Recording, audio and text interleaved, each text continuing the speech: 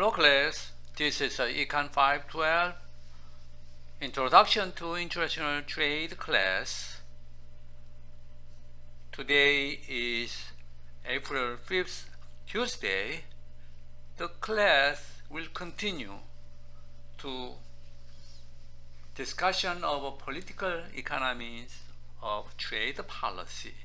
Remember that in this chapter 10, we discuss more about the political side of the trade policy instead of economic theory.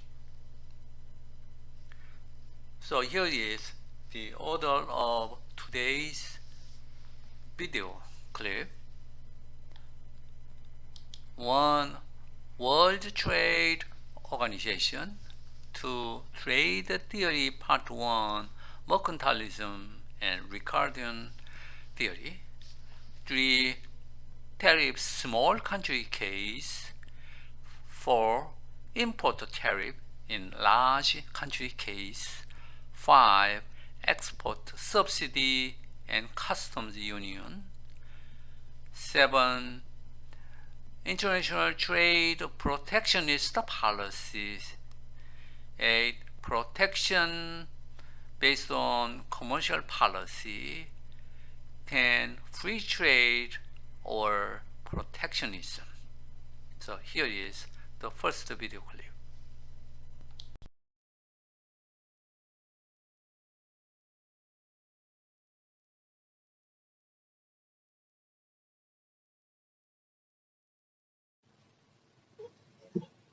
What are the basics related to tariffs?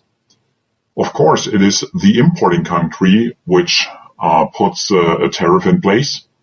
We have to distinguish specific tariffs and ad valorem tariffs. A specific tariff is a fixed charge for each unit of good imported. For example, $3 per barrel of oil. An ad valorem tariff is a fraction of the value of the imported good. So, for example, like a 25% tax rate. Tariffs are the oldest form of trade policy. For example, already in the times of mercantilism, tariffs played an important role to restrict the number of imports.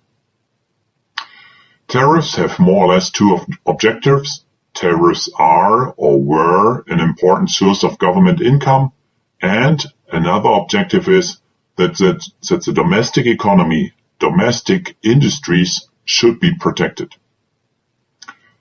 With respect to the first objective, I said tariffs are or were an important source of government income. Yes, in the good old times, it was the case that this was an important source of government income, also for like industrialized countries, but this is not the case nowadays.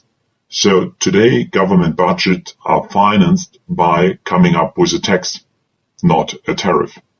But for some developing countries, it might be the case that this is still an important source of government income. Furthermore, we should keep in mind that, for example, President Trump said, like, I would like to build a wall between Mexico and the US to support the border. And he said, in case that Mexico does not want to pay for this wall voluntarily, he would come up with a tax. He would come up with a tariff. He would put this tariff in place so that the Mexicans in the end would pay to build this wall. So also in the narrative of this international trade policy of Trump, government income plays an important role. The importance of tariff has decreased in modern times.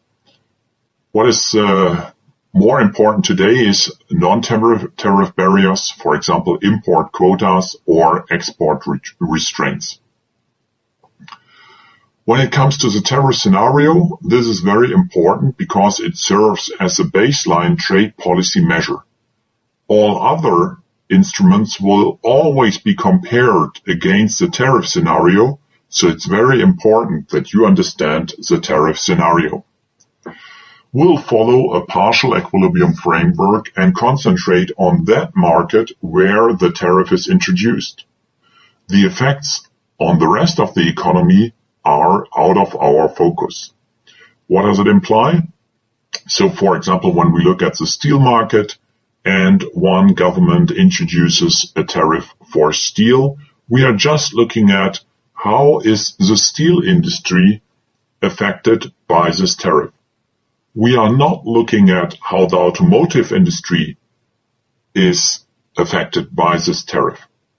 We are just looking at that market where the tariff is introduced.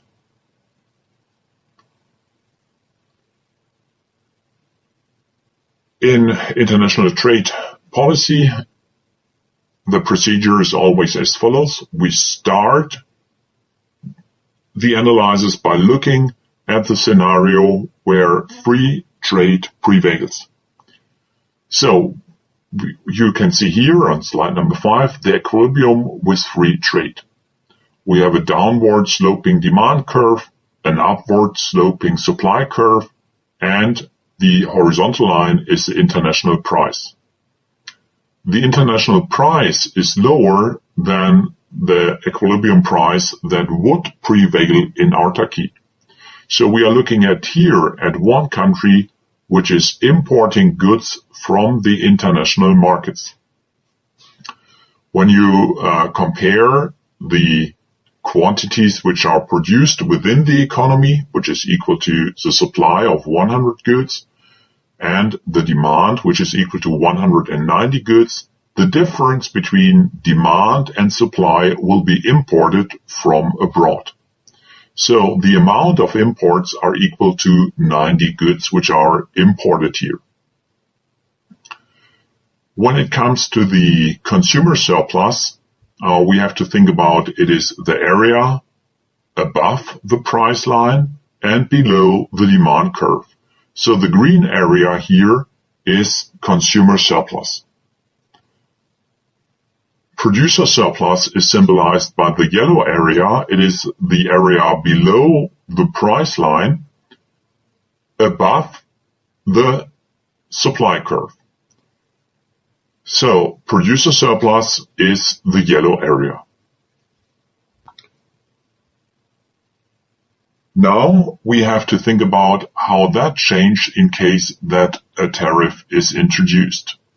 Like here, it is assumed that we have a tax rate equal to T. The price increase from 5 to 6 because this tariff is introduced, like the tariff rate is equal to 20%. The price within the country is increasing, and therefore it has an impact on the quantity demanded and the quantity supplied within this economy. The quantity demanded will decrease from 190 to 160, and the quantity supplied is up from 100 to 120. This implies that the quantity imported is down from 90 to the quantity of 40. So less goods are imported from abroad. Now I would like to check what are the consequences for consumer surplus, producer surplus, and the welfare of the society. Consumer surplus is defined as the area above the price curve below the demand curve, so the green part is consumer surplus. As you can see, consumer surplus is lower than before. Producer surplus is larger than before, so the area below the new price line and above the supply curve is larger than before. The yellow area has increased. The area in blue symbolizes tariff income which goes to the government. So once more, the tariff rate is equal to like 1 currency unit, 40 units are imported, so the blue area symbolizes government revenues. You can see here that two triangles are not covered yet. These triangles are marked with red ink, and they symbolize the welfare loss to the society. Let's mark the areas which are affected by the introduction of the tariff. We mark it with X, A, C, and B. This is very important because we want to compare the situation where free trade prevailed and the situation where a tariff is in place, and we want to find out what are the net benefits of the tariff. We have to check how much did producer surplus change, what about government revenues, and we also have to think about how the consumer surplus reacted. The producers gained the area X, government revenue, they gained the area C, and the consumer are losing the area X, A, B, and C. Therefore, the net benefit of a tariff is equal to the two triangles A and B. The net benefit of a tariff is negative. The two triangles A and B, they get special labels. Triangle A is the so-called production distortion. This distortion pops up because the introduction of a tariff leads inefficient domestic producers to produce too much of the good. The triangle B is labeled consumption distortion because of the fact that the introduction of the tariff leads consumers to consume too little of the good. So these two areas, A and B, these triangles, they have special labels. It becomes clear that our welfare analysis contains interpersonal comparisons. So we are comparing the effects on the consumer side and the producer side. But the gains and the losses accrue to different people. Therefore, the Pareto criterion is not met. Maybe the evaluation of a tariff depends on how much we value a dollar's worth of benefit to each group. So maybe it makes a difference whether we talk about the tariff on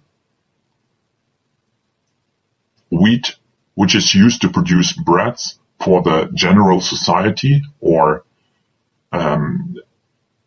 poor parts of the society, or whether we talk about the tariff on a sailboat, which will only affect the rich people within one society.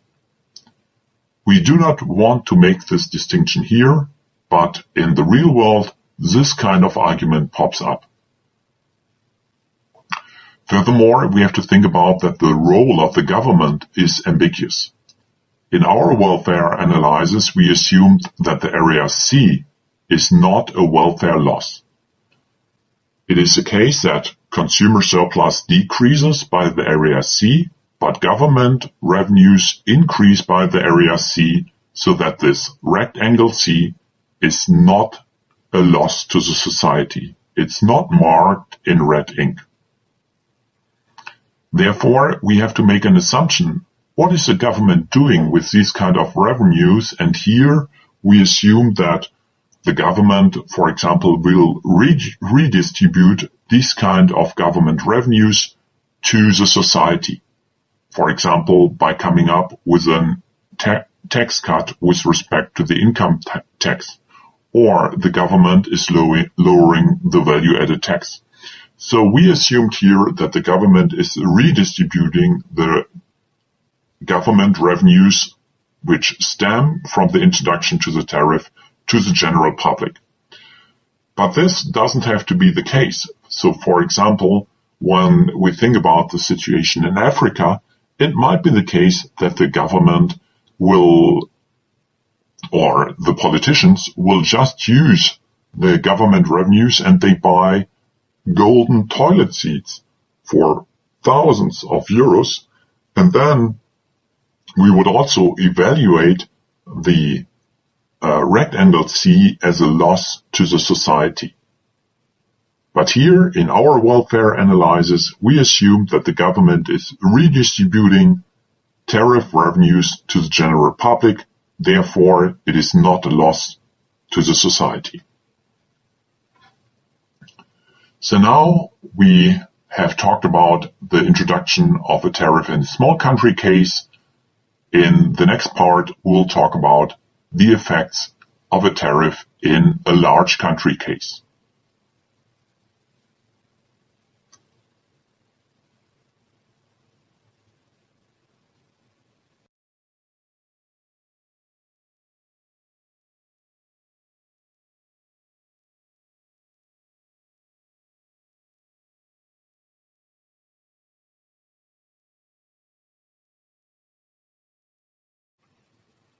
So in this part of the lecture, I would like to talk about the introduction of a tariff in the large country case. And in a first step, I would like to talk about the difference between a small country and a large country in the terms of international trade policy. Until now, we assumed that a small country introduces a tariff, and this introduction of the tariff has no impact on the world price. So the price international was constant.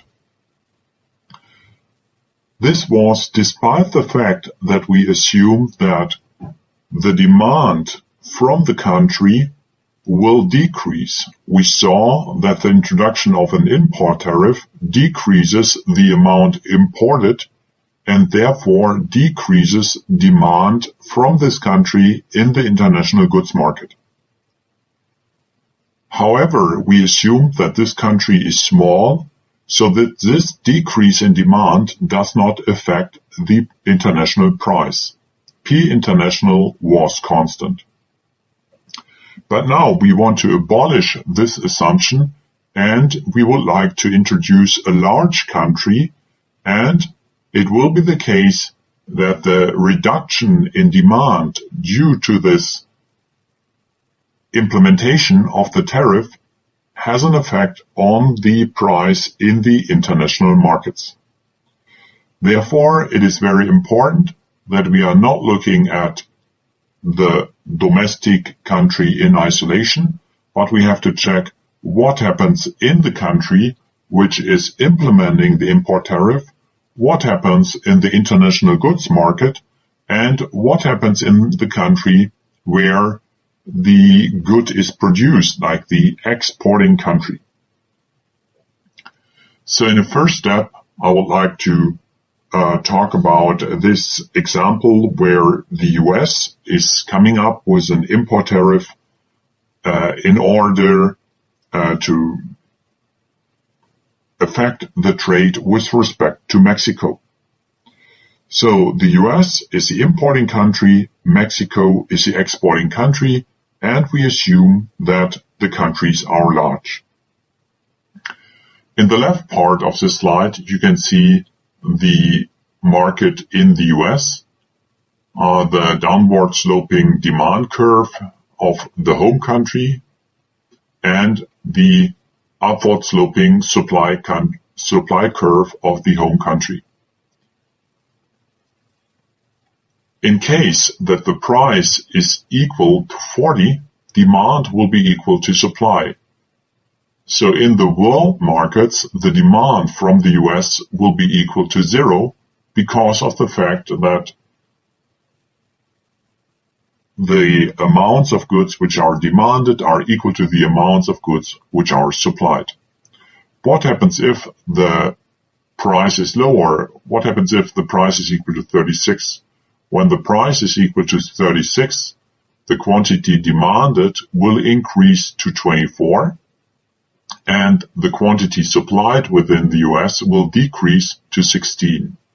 This implies that demand is larger than supply, and the quantity imported will be equal to 8 units. So at the price of 36, the demand from the US in the world markets will be equal to 8. What happens if the price decreases even further to the level of 30? When the price decreases to the level of 30, the quantity demanded is equal to 30, the quantity supplied is equal to 10, so the difference of 30 and 10 will be imported, so at the price of 30, the quantity of 20 will be demanded in the international markets. When the price decreases to 20, quantity supplied within the US will be equal to 0, and the quantity demanded equal to 40. So, demand in the international markets will be equal to 40. When the price decreases further, it will be the case that this decrease in the prices does not affect the supply in the US anymore, but only demand is affected. Therefore, it is the case that from now on the demand curve will have a kink, so the slope of the demand curve from the US, like the demand curve in the world markets, will have a kink in the pink dot, and the demand curve in the world market looks as follows. We'll proceed in the same way to derive the supply curve in the world markets. Therefore, now we will switch to Mexico. In the left part of this diagram, you can see the situation within Mexico. And in the right part of this slide, we want to derive the supply curve in the world market.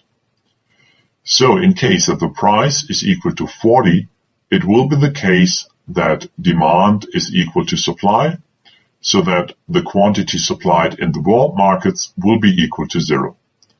In case that the price increases to the level of 46, it is the case that the quantity supplied in Mexico is equal to 26, the quantity demanded is equal to 14, so the difference between 26 and 14, 12 units will be supplied in the world markets. When the price increases further to the level of 52, it's the case that 32 units are produced, 8 units are consumed within Mexico, so that the difference, 24 units, will be supplied in the international goods market. When the price increases to 60, the demand in Mexico is equal to 0, supply is equal to 40, so that 40 units are supplied in the world markets. When the price increases further, it does not affect the demand within Mexico anymore, so that the slope of the supply curve in the world markets will change after the pink dot is arrived. When the price is higher than 60, the slope of the supply curve will change.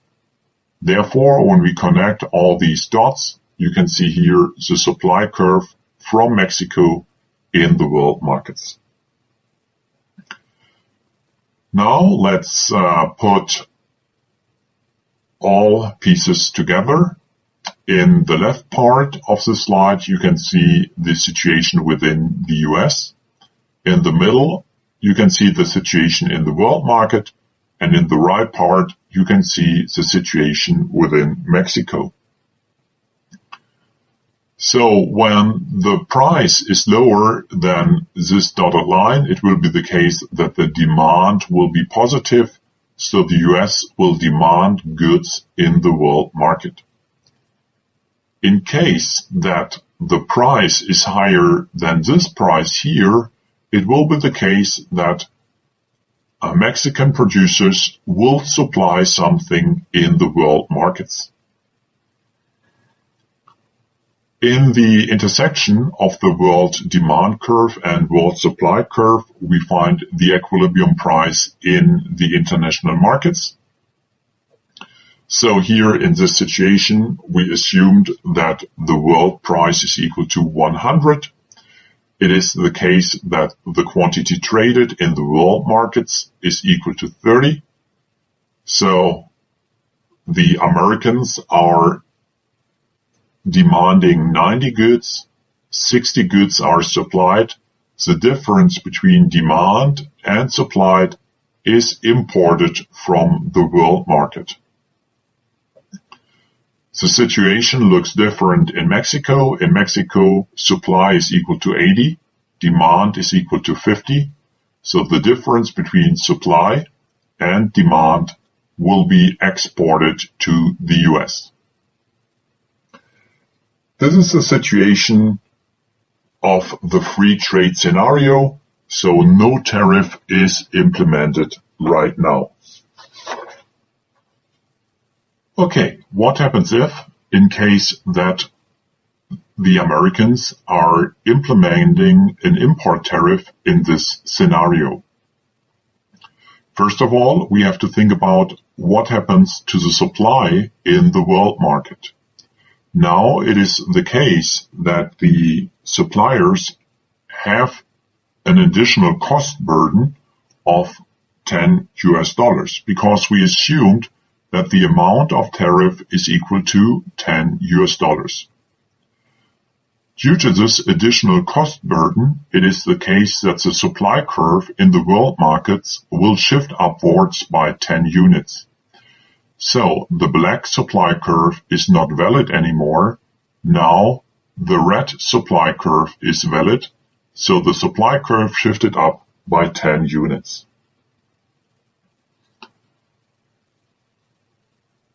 It is the case that the price, which includes the tariff, is up from 100 to 106. So the American consumers, they have to pay $106. This already includes the tariff. However, the Mexican suppliers, they don't receive the $106 because they also have to pay the tariff rate of $10. So the net price, like without the tariff, which goes into the pockets of the Mexican producers, is equal to 96. Let's have a look at the quantities traded. Previously, it was the case that 30 units were traded in the world market. Due to the fact that now the price is higher, it will be the case that the imports decrease to the level of 17. This is matched in the American market.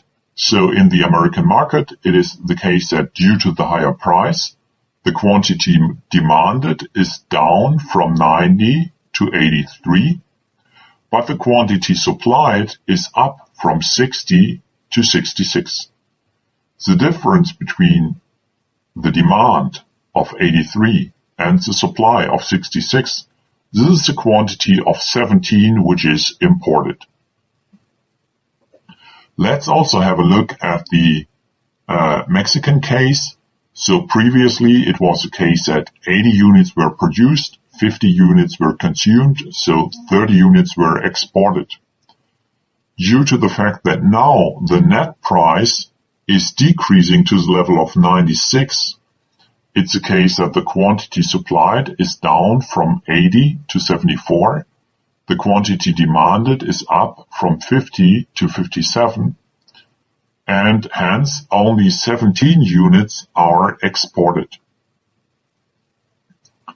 What is very important to see here is that the net world market price decreases. So due to the fact that the Americans came up with this import tariff, it's the case that the quantity demanded from the US in the world market decreased, and this has an effect on the net price in the world markets. The international price decreases. And this is a big difference between a small country case and a large country case.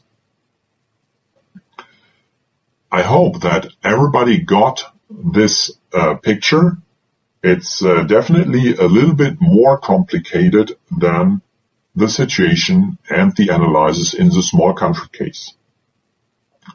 Now, I also would like to come up with a welfare comparison.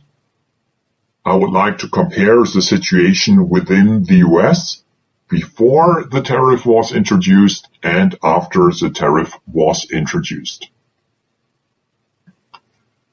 Like before the tariff was introduced, it was a case that the price was equal to 100. The green area symbolizes the consumer surplus, and the yellow area symbolizes the producer surplus.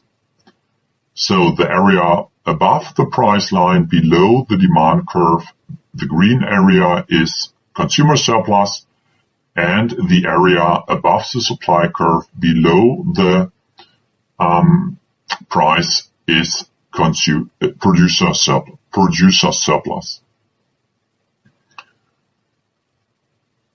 In the right part of this slide, you can see the situation in the US after the tariff was implemented and the world price, including the tariff, increased to the level of 106. Due to the fact that the price is up, the quantity demanded is down, and so is consumer surplus. The green area symbolizes consumer surplus, and when you compare the left part of the slide and the right part, consumer surplus is down. The yellow area, like producer surplus, is larger than before, so producer surplus is up. Government revenues are once more highlighted by the blue color. The government revenues are equal to the quantity traded, like these 17 units of imports, times the tariffs, which are equal to 10 units. So the distance between 106 and 96 symbolizes the tariff per unit. And when we multiply through by the quantity traded, like the quantity of imports, it's the case that the blue area symbolizes government revenues. Once more, you can see some areas which are not covered, but they were covered in the free trade scenario. Once more, there are two triangles, this triangle here and a triangle there, which is not covered by any of these colors. So these areas here, they symbolize a welfare loss to the society. Let's compare the situation before the tariff was implemented with the scenario where the tariff is implemented. And once more, right now we are just looking at the situation in the US. It is the case that the tariff raises the price in the importing country and it lowers it in the exporting country. The consumers lose in the importing country and gain in the exporting country. The producers gain in the importing country and the producers lose in the exporting country. The net benefit of a tariff in country A, like in the US, is equal to the producer gain, the area X, government revenue is equal to C plus D, and the consumers lose the areas X, A, B, and C. So the net benefit of a tariff is equal to minus A minus B, the two triangles, plus the area D. Let's go back one step. So X, this is the area by which the producer surplus increased, the consumers are gaining the area X. C and D are government revenues, and the consumers are losing the area X, A, C, and B. So the net benefit of a tariff is equal to minus A minus B plus D. Let's summarize these effects. Once more, there are these two triangles, and these two triangles measure the loss to a nation, and we have a rectangle, and these measures an offsetting gain. The triangle A is once more a production distortion, and triangle B is a consumption distortion. The rectangle D represents a gain, and this gain results from the change in the terms of trade, because the introduction of the tariff lowers the world market prices. And this, of course, benefits the American consumer. So, in a large country setting, it is not clear-cut whether the country will lose from implementing a tariff or whether the country will gain from implementing a tariff. So, in case that implementing a tariff has a big impact on the world market price, if the world market price decreases a lot, it could be the case that the country will win due to the fact that it implemented a tariff.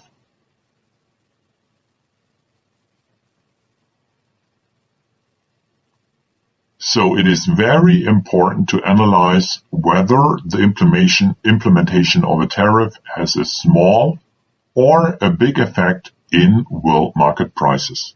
In case that the importing country is affecting the world market price to a very large extent, then it will be the case that this country will gain from implementing a tariff. Let's also have a look at the situation in country B.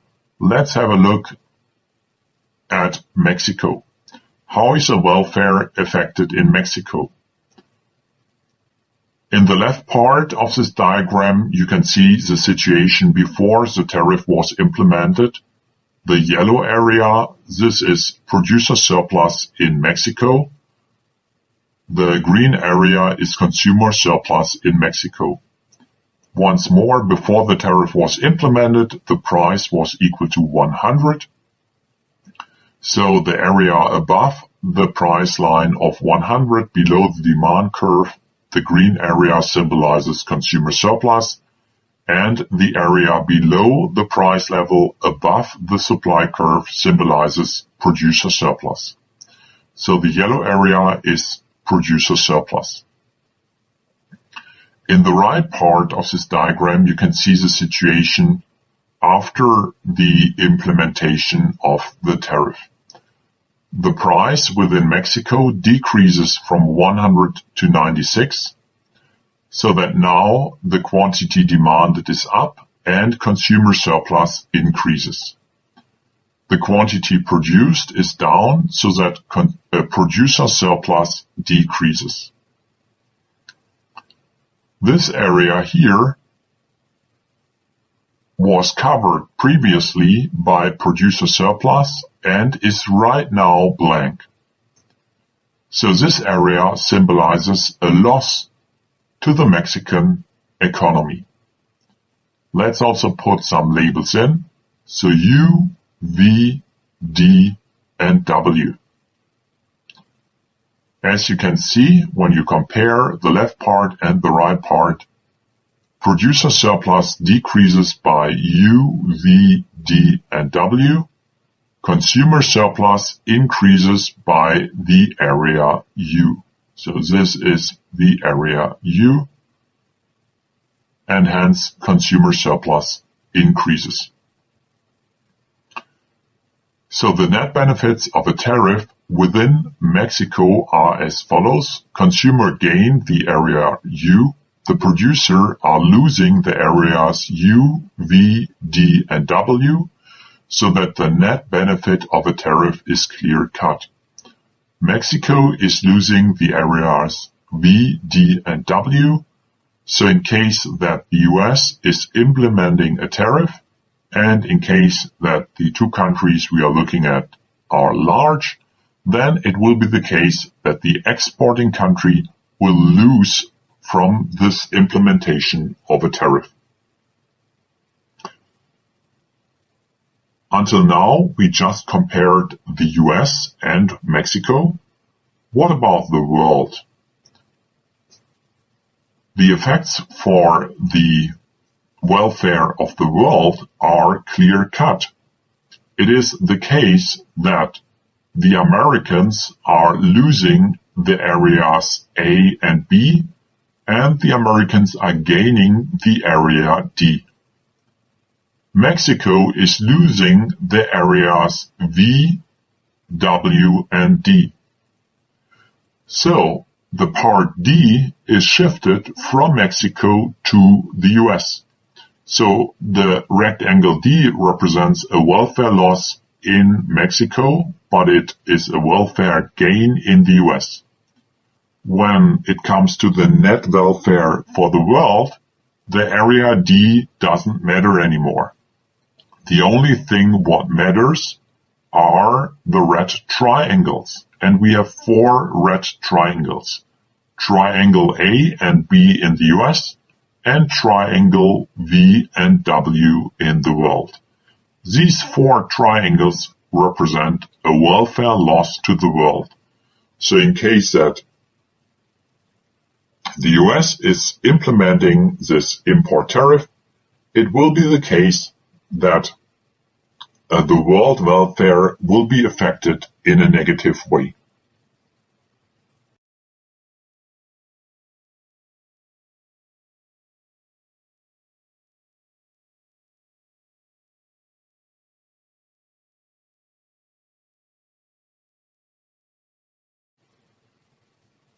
In this part, I would like to talk about the effects of an export subsidy. For example, frequently it is said that the Chinese government is subsidizing its export industry so that the Chinese companies have an advantage in the international world markets. So one example for an export subsidy is the case of China. The idea is that the exporting nation implements an export subsidy. The exporting nation pays a subsidy for the quantity of goods exported, and this should increase the competitiveness of the domestic firms in the international goods market. Once more, we would like to examine this policy tool by comparing the situation with free international trade, and then afterwards we are implementing this export subsidy, and then we want to find out what about consumer surplus, what about producer surplus, what about government revenues or government expenses, and what about the net effects for the whole economy. In slide number 21, you can see the situation where free trade prevails.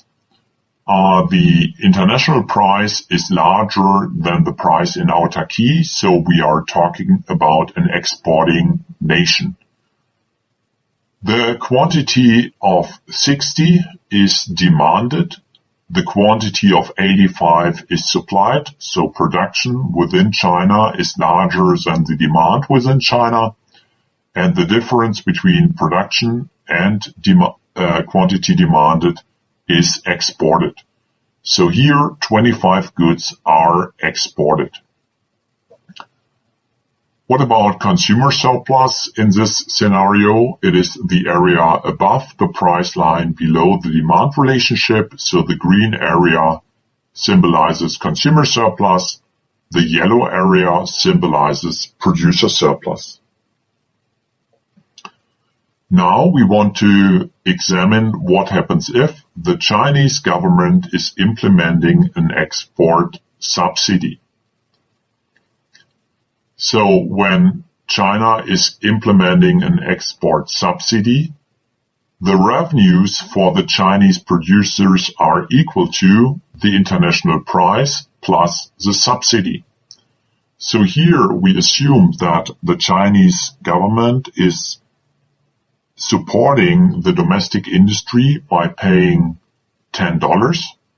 So the revenues for the Chinese producers are equal to the international price of 100 plus the 10 units in subsidies. This leads to a situation where the Chinese producers will increase production, so the quantity supplied will increase from 85 to 95, production is up. The quantity demanded within China will be down from 60 to 50, so that now the quantity exported is up from 25 to 45, the difference between production and consumption. What are the effects for consumer surplus and producer surplus? Of course, consumer surplus is down because of the fact that now the price is higher, and producer surplus is up. The yellow area increases. Once more, we plug in some letters here, and these letters symbolize different areas. The area V, D, and W, they represent government spending. We said that in the scenario with an export subsidy, 45 units, the quantity of 45 units is exported, and the subsidy per unit is equal to 10. So the blue area here symbolizes the export subsidy the Chinese government is paying to the domestic producers. So the area V, D, and W represent government spending. So the net benefit of an export subsidy is equal to the producer are gaining the area U, V, and D, while the consumers are losing the areas U and V. The government is spending the blue area V, D, and W. So now when you compute the net benefit of an export subsidy is once more equal to two triangles. So the Chinese government is losing, or the Chinese economy is losing, the triangles V and W. These are the net effects of an export subsidy. Net effects of an export subsidy are negative. Until now, we only examined the case of a small country, but I think that this is sufficient because the effects of a large country supporting its industry with an export subsidy is also clear-cut.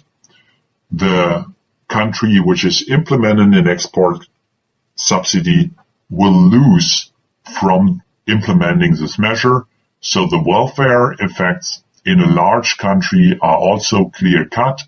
The large country is losing from subsidizing its export industry. And therefore, we don't have to examine this case explicitly. Why is China performing this kind of policy? Maybe they are only implementing this kind of policy for a short time period, like they want to give their export industry a head start, and they are only subsidizing their export industry for a shorter time period. This argument is called like the infant industry argument. In the beginning, the government is protecting its export sector and is trying to push the export sector by subsidizing it, but these subsidies are abolished at a later point in time. Nevertheless, we had a look at this introduction of an export subsidy in the small country case, and there the effects are clear-cut. The exporting nation will lose from subsidizing its export industry.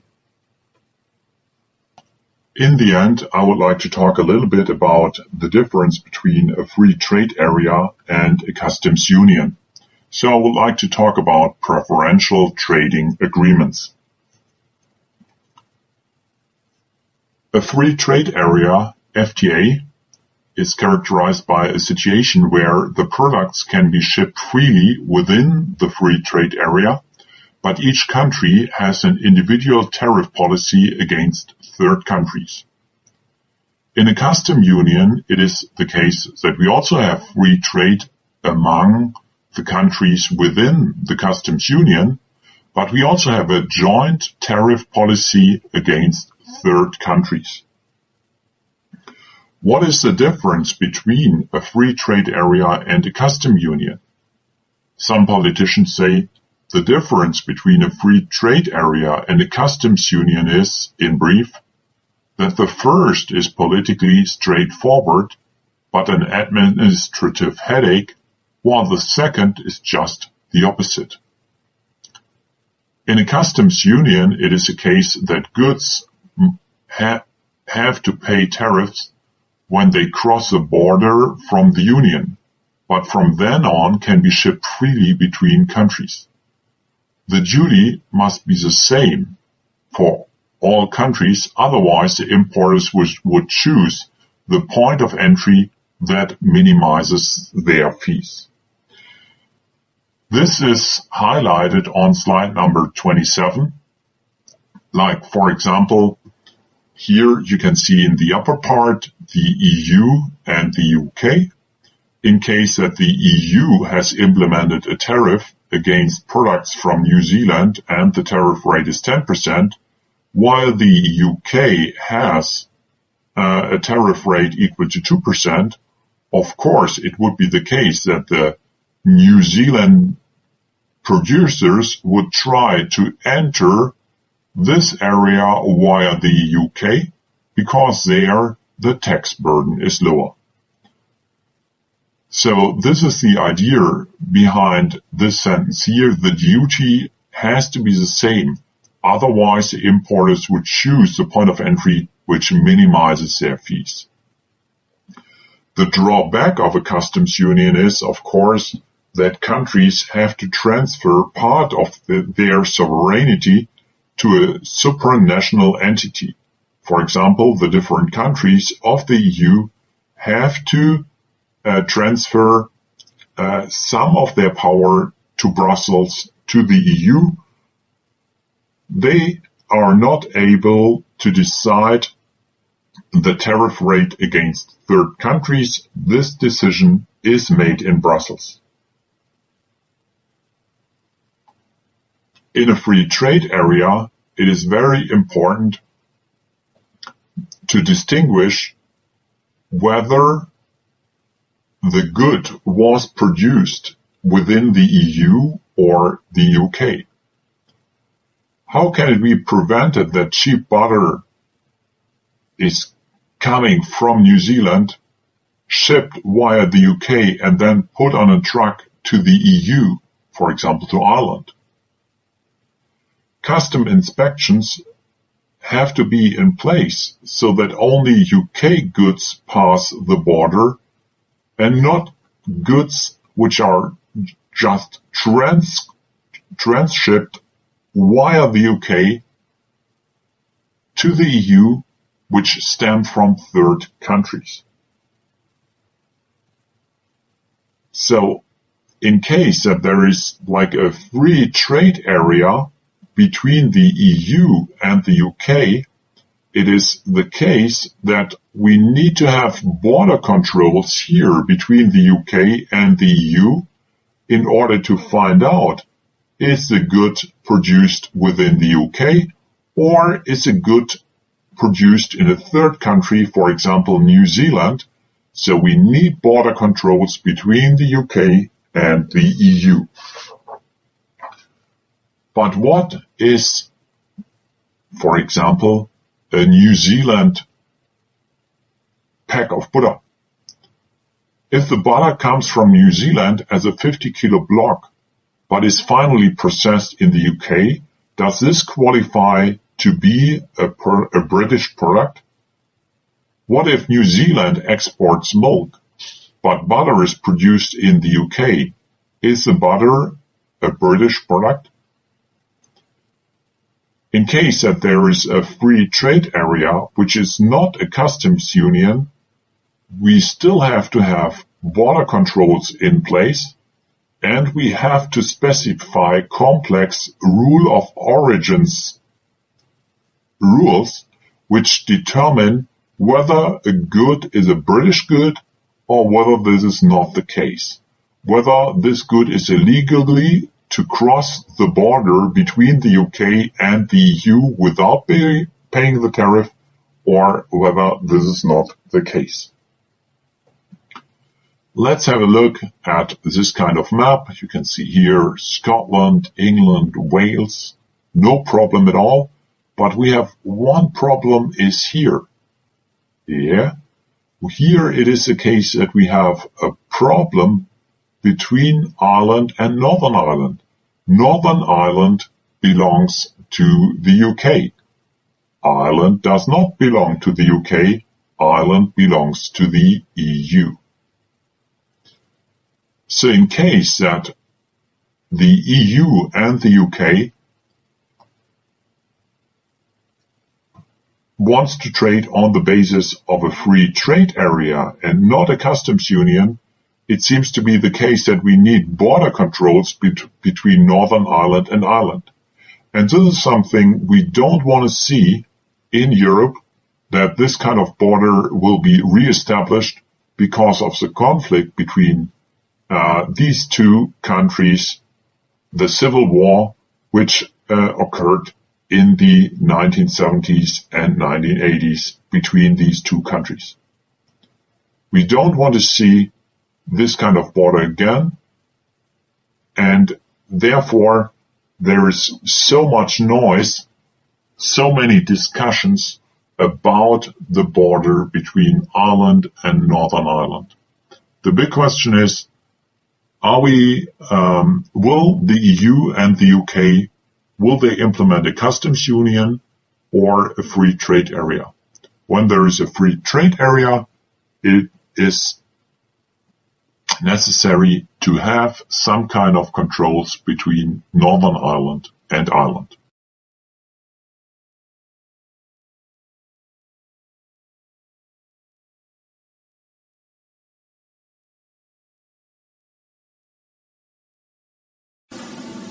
Now, even though we've just talked about this, the gains from trade, when you specialize in what you have a comparative advantage in, when we look around the world, we see protectionist policies.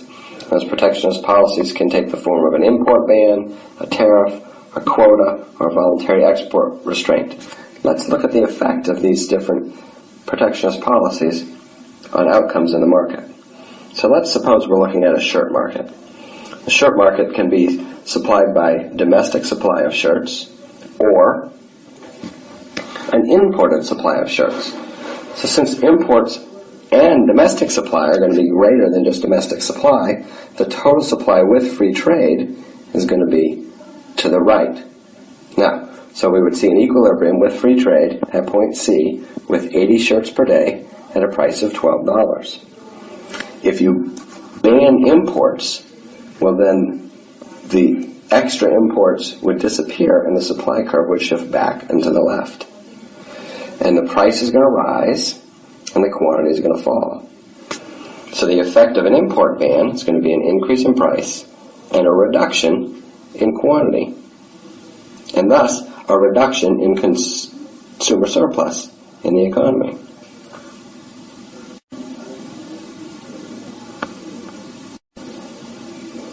Now, as I said, we could have import bans, or we could have an import quota, which is a government-imposed limit on the quantity. So instead of banning imports altogether, you allow some amounts of a good to be imported. Or it can take the form of a voluntary export restraint, which is where the exporting country voluntarily limits how much they send into another country. Additionally, you can have a tariff, which acts as a tax on the import of a good. So what are the effects of these different policies? Well, we saw the import ban moves supply all the way back to domestic supply. Now, for all of the others, we can compare the total supply with free trade with this supply curve, which is the total supply with an import quota, a voluntary export restraint, or a tariff. All of them are a movement back of the supply curve because you're not allowing as many imports as you would under free trade, either through an import quota or a voluntary export restraint, or you're imposing a tax or a tariff. When you impose that tariff, it acts like a tax and shifts the supply curve back. The result is a reduction in the quantity and an increase in the price above what we would see with free trade. So there's going to be lower quantity, higher price, lower consumer surplus in the domestic economy when we have any of the protectionist policies.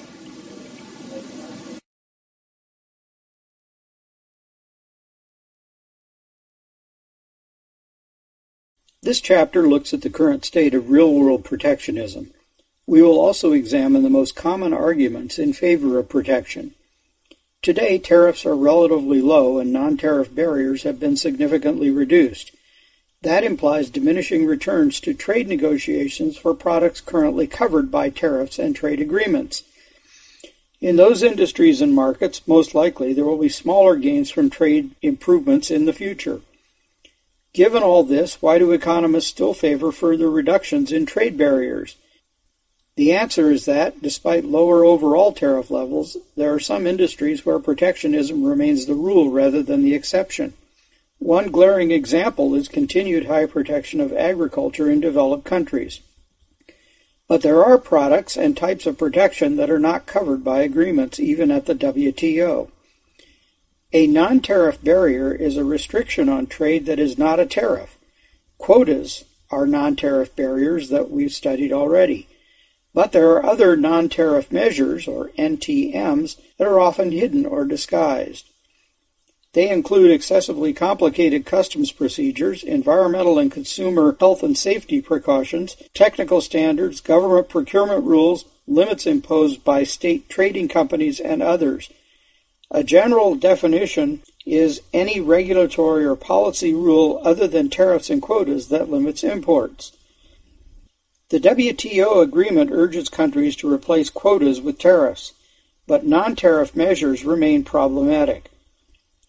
For example, the European Union bans imports of genetically modified foods because the European Parliament has decided its citizens will not buy GMO foods.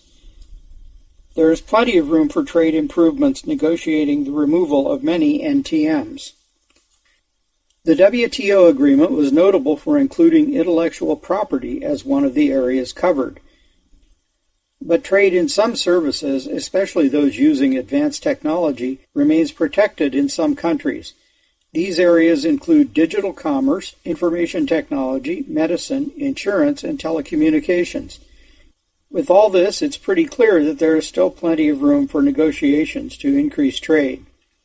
Average tariff levels in high-income countries were fairly low in 1997 and have declined steadily since then. Middle-income countries have seen a large decrease in tariffs.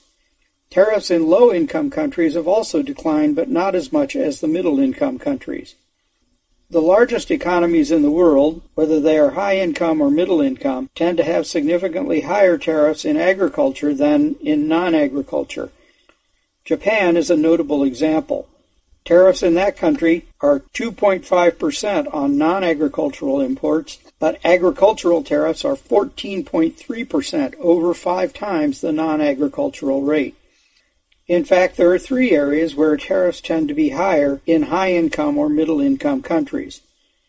Agriculture is one, clearly, but also apparel manufacturing and textiles. In all 4 of these geographic areas, clothing is one of the 2 products in the non-agricultural area with the highest average tariff.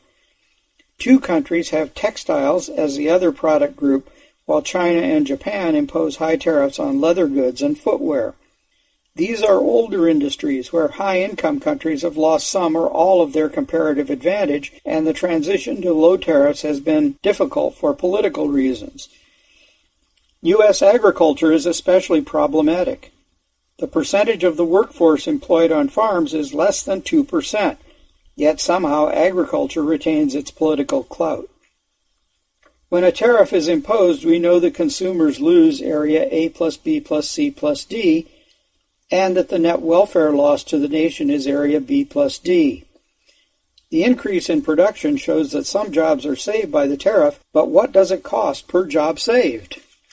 If we divide the cost to consumers, area A plus B plus C plus D, by an estimate of the number of jobs saved, we have the first column in Table 7.2, showing the cost to consumers per job saved. This is the cost per year, and it gives a clear picture of one of the reasons why economists are opposed to using tariffs to save jobs. The second column of numbers shows the deadweight loss to the nation per job saved. The net welfare loss is quite a bit less because some of the loss to consumers is redistributed to producers and government. Tariffs and quotas are an expensive way to protect jobs. If a country believes it needs to protect jobs in a particular industry, a much better way is to provide some kind of support directly to the employer or the employee in the form of wage subsidies or production subsidies. These avoid the problems of losses to consumers, and if there is a genuine spillover that justifies keeping the jobs, it also avoids the deadweight loss.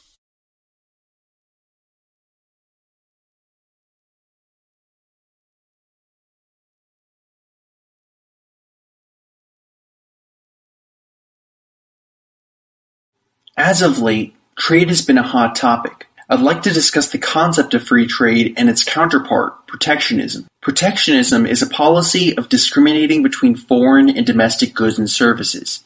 The method that is often used to implement protectionism is a tariff. A tariff is just a tax on imports. One reason that tariffs are implemented is to protect domestic producers. For example, let's say that you're a businessman in America, and your company is purchasing steel from China at a price of $10 per pound. A tariff is implemented, and now you have to pay a 30% tax. So the price of buying steel from China goes from $10 per pound to $13 per pound. Chinese steel is now $13 per pound. So the businessman may now look for cheaper steel producers within America. Let's say that he finds an American steel producer that sells steel at a price of $12 per pound. As you can see, the domestic steel producer benefits here. But the businessman, in the end, went from paying $10 per pound to $12 per pound. This increase in costs may force the businessman to make layoffs or hike up his prices. Another reason why protectionist policies are implemented is to deal with an imbalance in the balance of payments accounts. Balance of payments is a record of trade and financial transactions between consumers, businesses, and governments from one country to another. An inflow of currency is considered a positive. So for example, if an American soy farmer sells his product to a Chinese business, then Chinese currency flows into the country. In other words, exports are considered a positive. An outflow of foreign currency is considered a negative. So simply put, imports is considered a negative. If a country is experiencing a deficit in the current account of balance of payments, it means that it is experiencing a trade deficit. Trade deficits can be bad for the following reasons. The first is that the currency could depreciate. If people want to buy more and more Chinese products as opposed to American products, then it makes the Chinese currency more valuable relative to the US dollar. One positive to this is that there's an increase in demand for domestic goods. In this example, Chinese consumers will now want to purchase more American goods. On the other hand, since the value of Chinese currency is now relatively higher, So are the costs of Chinese raw materials to Americans. Domestic businesses that rely on raw materials from China will see an increase in costs. The second disadvantage is that interest rates could spike. As I mentioned before, the Chinese would be more willing to purchase domestic goods, which would increase demand, and an increase in demand leads to an increase in prices. I also mentioned that some domestic businesses that rely on raw materials from China would also see a rise in costs, which may force them to increase their prices. All this inflation may compel the Federal Reserve to increase interest rates. A rise in interest rates makes it harder for domestic businesses to take out loans.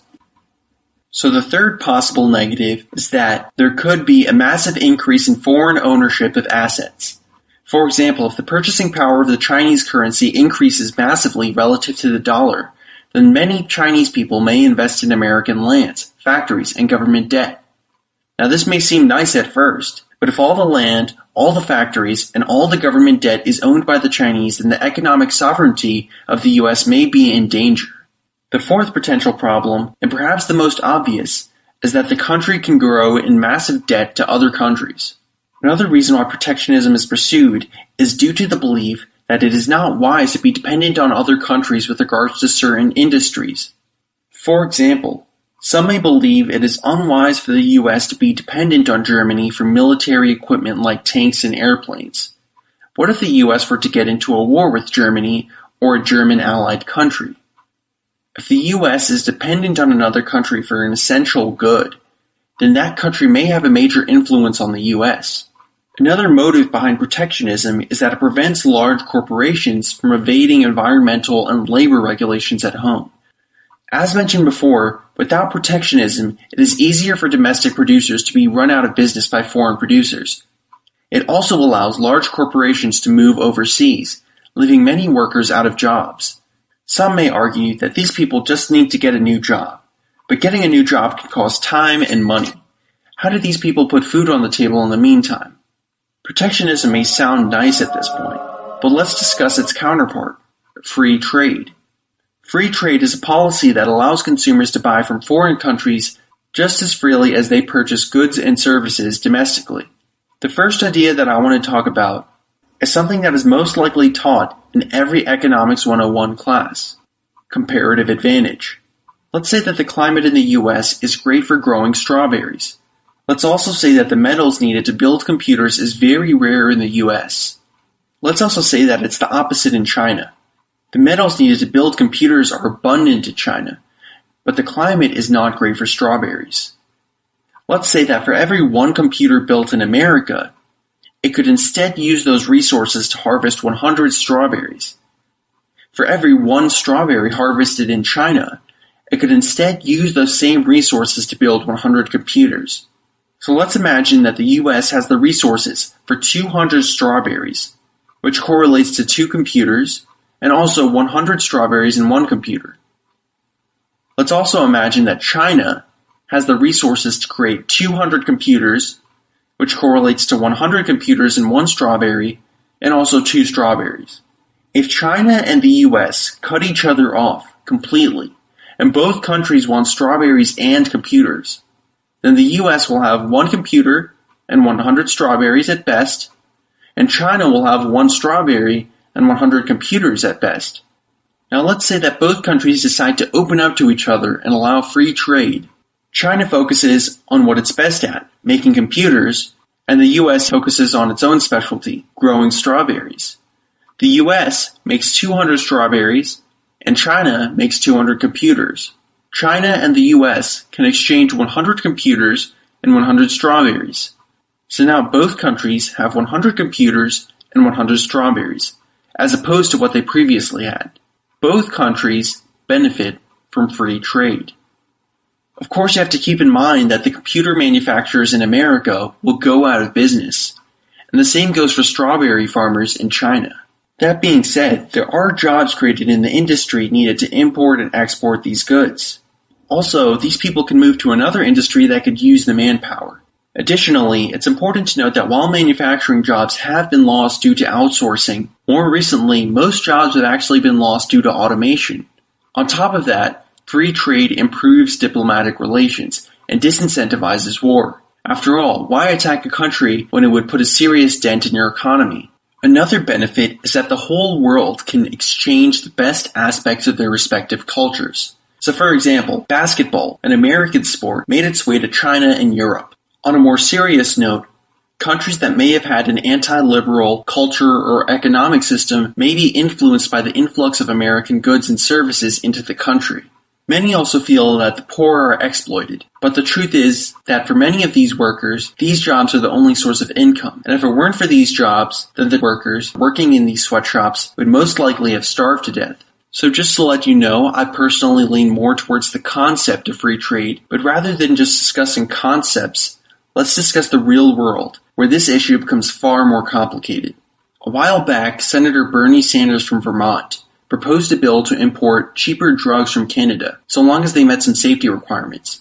He received support from many Democrats and even some Republicans, but some politicians voted against this bill. Many, including myself, believe that this had something to do with the massive amount of campaign contributions made by pharmaceutical companies to said politicians.